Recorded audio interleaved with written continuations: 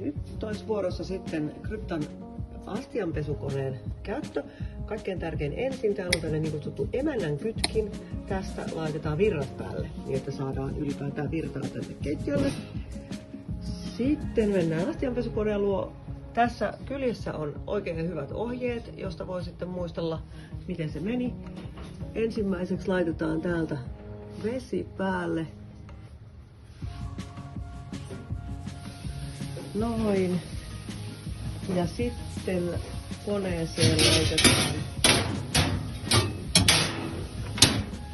tää putki tonne noin. Noin.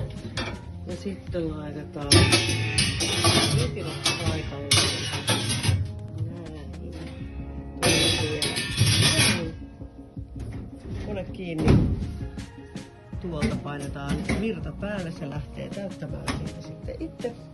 Ja sitten kun se on valmis, niin ei muuta kuin tuolta kori sisään, kansi kiinni. Ei tarvi laittaa mitään muuta.